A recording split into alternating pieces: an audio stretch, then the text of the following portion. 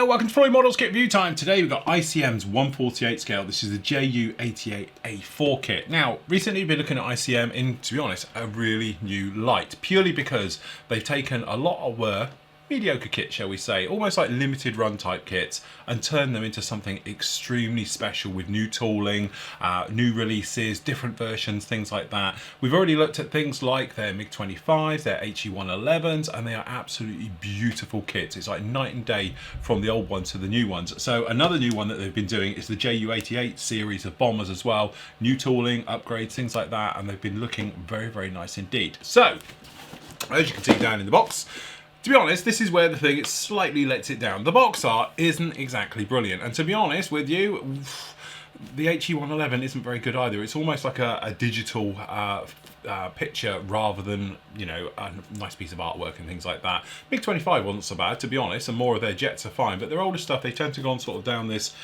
sort of artwork that's been done. I don't think it does perhaps the kit any favours. The riveting looks quite overdone on here, and it can lead you to a sort of false sense of security or a false impression of the model that lies beneath the box. Anyway, usual thing from ICM, a little bit of blurb about it. Got the kit number on this one, which is on here somewhere, 48233. As you can see, it's £24 if you did want to buy it from the P&M store. It is available through us. Couple of side profile views, okay, and just round it on the other side. And to be honest, it is sealed, okay, so I haven't looked in here. This is completely new to me, okay. See that I can't even get in here. There's one. Now, you tend to have a sleeve look, and I'm hoping it's not going to fight me just as bad as the last time we did one of these. Okay, so the last time I tried to open one of these, it took me 20 minutes. I almost tore the box trying to do it. So I'm hoping this one is going to come away a lot easier. I think I might be able to just squeeze this one out. A little bit easier than the last one. There we go. So what you actually get is this top cover, and then we've actually got a box down in here with a little pull tab and a flip top lid. Interesting way of doing it, but it does work. And as you can see, you are greeted by a very nice box. Beautiful looking kit parts. One bag with them all in, including the clear parts, but they are separately bagged down in there. And then down in here, hopefully we've got the instructions and we've actually got the decals and things like that. Usually are in here as well, which they are, so we'll put those to one side. Okay, so instructions. Colour callouts with Revell and Tamiya paints down here at the bottom. Again, a little bit of blurb about it, and then straight in. We've said before, this has been re-released as well in different versions of. So obviously we've got the A4 here, but we've got lots of different versions out there. So obviously some of the parts you're not going to use. We've got different props, engines, things like that for the later versions and the newer versions to this one. Okay, so parts callouts, usual things down in there, and then moving straight inside, we've got a beautifully detailed cockpit area being put in. So we've got bulkhead seats, side instrument panels, things like that. Tail wheel going down in the back there as well. Okay, and then working our way through, straightforward fuselage system going in. We've got an instrument panel going in there, radio communications equipment going down at the back, and then working on the lower hull. Obviously, it's a little bit modular for different versions again, but we've actually got the bomb aimers positioned down there in the nose. Okay, and then we've got the seats being fitted down into there, control yoke, and then obviously the rudder pedals being fitted down into there. Some more of the seat mouldings, things like that, those being put down in there. It's quite nice. We've actually got the hydraulic system for the seats, so they can be raised and lowered. Okay, bottom half of that wing section with that cockpit being pushed up into the underside like that. Control surfaces all going through, as it says, not to glue certain areas, purely because obviously they're going to be workable, so there'll be posable positions for the control surfaces as those go on there. And then we've got the wings for the outer sections just like that. They're going to be one piece going through, and then those being fitted down in and joining in. Tailplanes and the rudder system being put on there just like that. Then we've actually got control surfaces going down there, so we've got ailerons and flaps being fitted down onto there. We've got rudder being fitted down onto there, and then we've got some more of the glass work which is going to go along on the underside. Going in with the gear, so we've got the gear system being fitted down there, and with the mounts with those, and those being fitted down in. We've got that sort of gondola look being fitted down underneath there, and one of the highlights for this kit is the engine. The engines are absolutely beautiful. So down in here you can see multiple part engines, very nice detail right the way through. So we've got the actual exhaust being fitted down in there, then the actual engine mounts being fitted, all ready to go just like that. And then as you can see, the actual engine system being fitted into the actual cowlings themselves as those goes in, okay, for the sort of engine nacelles on the sides and being put in. Unfortunately, you are going to lose a lot of that detail, but you could always open them up with the actual control areas being taken off and things like that, so you can see down in there over the cowlings. Okay, both engines you might imagine, so they're going to be a mirror of each other. Cowl flaps being fitted in there as well, and then those being added on around the actual gear. To complete that section just down in there. And then front end, so different depends if you're going to have the gun out the front or not, with the bomb sights being fitted on there, props and spinners being fitted, top turret or top glass work being fitted on there with the front gun as well being fitted in, and then we've got that gondola underneath with the rear twin guns being fitted down in there as well. Bomb racks being fitted, as you might imagine. And then obviously bomb racks being fitted down onto the underside, the actual bomb parts themselves being fitted down into there, and then obviously we've got door flaps, things like that. Glasswork for the upper side being fitted on there, and then that completes your Ju-88 A4 just like that. Colour call out, so we've got stencil data going on all of those, as you might imagine, just putting all of those down in there. And then we've actually got the ones down in there, so various ones from around about 1941, 1942 down in there. So we've got Russian ones down in there, and the campaign down there, Spring 42 as well. And then on the back here, very nice one as well in the winter camo with the white markings, just like that. So as you can see, plenty of detail down in there, and again, a lot of scope to do various things with it, with those engine details, things like that.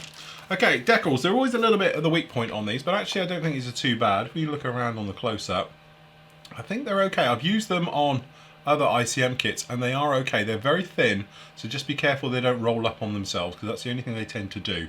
But generally, good solid colour right the way through. We don't get swat stickers. I'm not going to go in the ins and outs of all of that. Personally, I don't think they need them on there. The iron crosses are absolutely fine. So, the big bag. We have a resealable bag, which is always handy for me. Although trying to get them in can be a bit of a trouble. Okay, so we'll start it over here. So you can see, sprue one, gorgeous wing detail. You can probably see, even just on the normal overhead, that gorgeous detail right the way through. So if we just start on this side, very nice recessed details. Actually, the panel line looks very nice indeed. Good, clean, crisp, sharp panel lining on there. No real riveting detail to it, but that's something you could actually add if you wanted to, no problem at all. And on the top surface, again, we've got a couple of access ports down on there, but again, good, solid areas. We have got this greasy stuff on here. This is release agent, so it might be worth giving this a bath in a little bit of warm soapy water before you get going.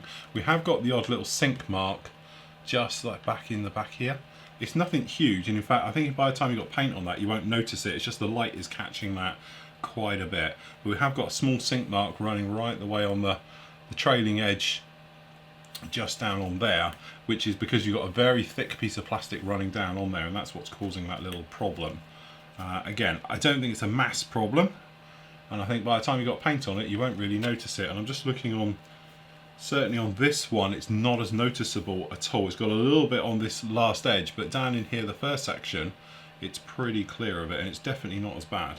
So it may be specific kits. Some of them might be better, some of them might be worse. I can't mention it.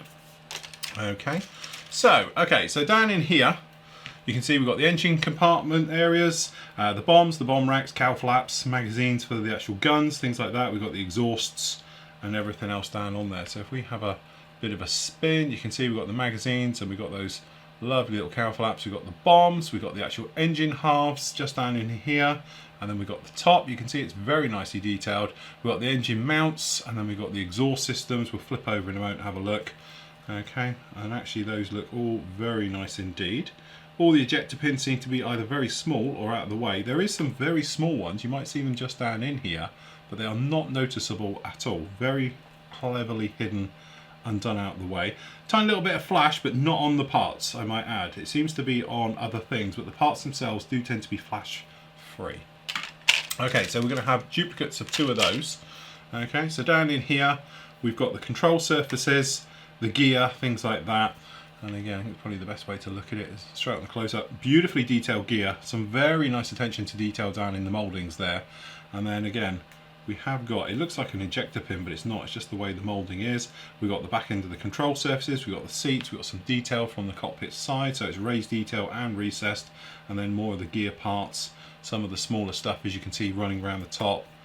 And again, very nice work on these seats and the actual main gear themselves. No problem with any of that. All beautifully recessed done. Again, the ejector pins are very, very small and they seem to be tucked out of the way, which is a nice touch.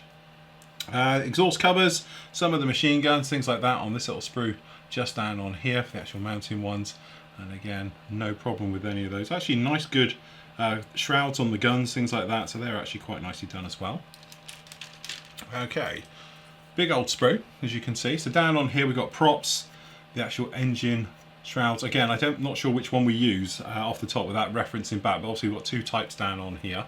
Okay, so looking at this one, we've got some nice detail on the wheels. These are all recessed details. Okay, with raised rivet areas, things like that. Okay, and then actually those engine nacelles looking very nice indeed. That's actually not too bad. And these actual covers, we've got latches and things like that on these, which is nice. Control surfaces, so we've got the rudder, and then we've got the floor down on the cockpit. Okay, exactly the same. Some nice details on these on there as well. So there's a little bit of a mirror on there, but again, no real sign of flash. Unfortunately, like these, but you're not going to see them because they're going to be closed up anyway. But the doors themselves don't have any ejector pins in them. When you look up on the close-up, you can see they are exactly beautifully done, ejector pin free, and these little areas down in here as well, they're quite nicely done as well, so no problem there. This is the different one, so obviously it's got different props. These are the shorter ones down in here, which I think are for this particular model. You see they're fatter but shorter down on there. Different rudder, some nice details down on there. The engine nacelles obviously slightly different as well, beautifully done, some very nice details on those. Okay, different spinners. Okay, and then working our way up. Very, very nice indeed. Some good details in all of those, so no problems there. Okay, fuselage halves. Got a little bit of flash. You might see it just down on here. Catch it in the light. Got a little bit of flash just running down in here. A couple of swipes, be no problem at all. But generally, some good levels of detail. You can probably see down in here under the belly. But really, fuselage halves. Good, clean, sharp panel lining, no problem with that at all. And then control surfaces, so we've got the tail planes there and the ailerons. Again, really very nice indeed. And on the inside we've got a little bit of detail, but nothing massive because you've got more to add down in here on this side. A few more boxes and everything on the starboard side, but generally very nice indeed. Okay, last up we've got the clear parts. I'll get it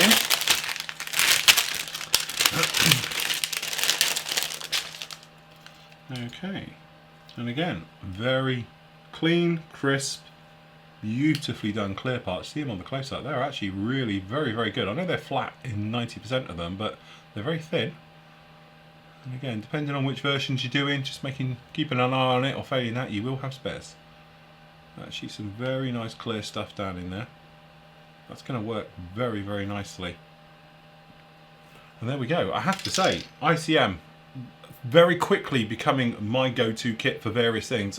HE111s, you're going to go there. Ju-88, I think you're going to go straight here as well. MiG-25s, I'm working on one at the moment. I love that kit. It's going to be my kit of the year at this rate, because it's a beautiful kit.